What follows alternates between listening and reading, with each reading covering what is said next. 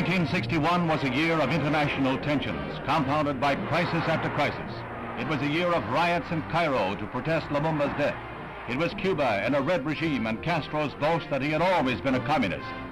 It was Chombe and warfare in the Congo, with that young nation torn asunder by civil strife. 1961 was Laos, now under the uneasy rule of a neutralist regime. And it was South Vietnam, battling red guerrillas. It was the year that the Algerian War continued to pit brother against brother. This was 1961.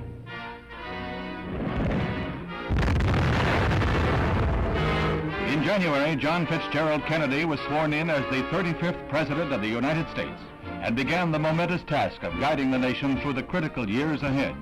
It was a solemn ceremony as he took the oath of office and assumed the burden laid down by Mr. Eisenhower. President Kennedy made his first venture into personal diplomacy with a trip to Europe, conferring first with General de Gaulle, who remained unconvinced that he can or should negotiate with Russia over Berlin. Vienna was a neutral arena for a sparring match between two worlds. The men who hold the power to write tomorrow's history met, smiled, and resolved no problems. The dictator and the president, the East and the West. Constant ally in adversity, Britain received a report on his meetings from Mr. Kennedy. The bond between the two nations grew stronger. For a time, the very effectiveness of the United Nations was threatened when Dag Hammarskjöld was killed while on a peace mission to the Congo. The great apostle of peace had assumed his post in 1953 and brought to his work a dedication that won him international respect even from the Russians. They tried to remove him, but they could never question his integrity.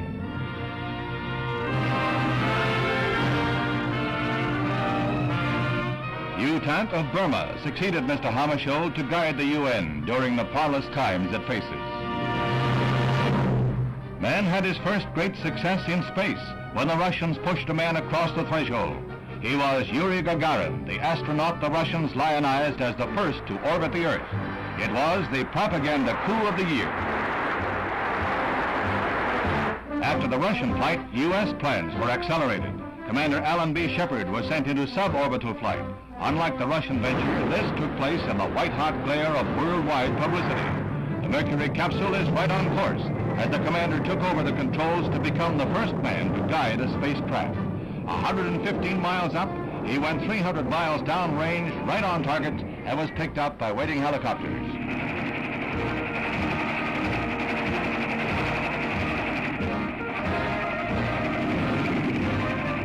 Triumph of Alan B. Shepard, U.S. space pioneer.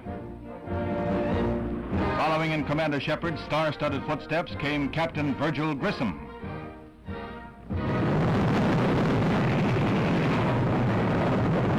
Everything is A-OK until the heartbreaking finale.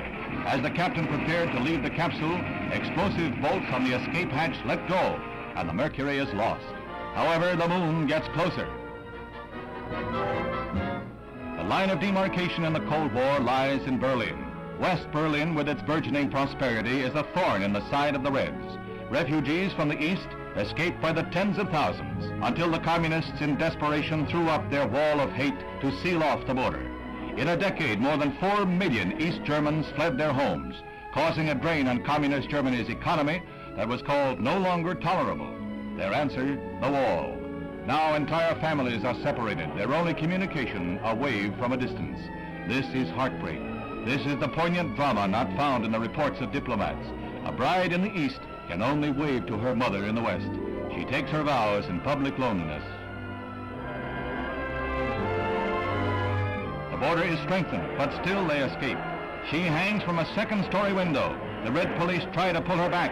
The Westerners try to free their grip.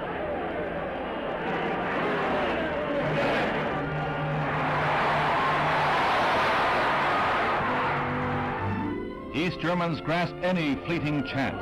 A guard's back is turned, the barbed wire is slashed, and Westerners stretch forth willing hands to pull them to asylum.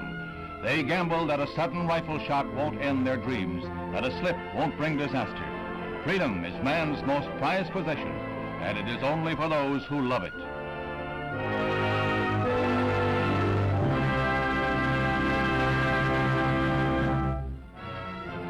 Immediately following the death of Dag Hammarskjöld, the United Nations Assembly heard an historic address that established the policy of the Western world.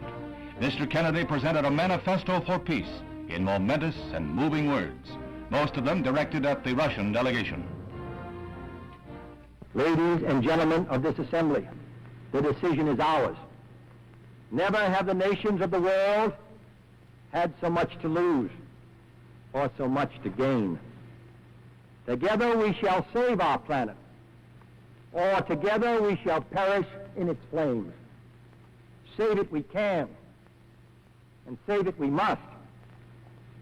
And then shall we earn the eternal thanks of mankind, and as peacemakers, the eternal blessing of God. It was a year that shaped the future of man.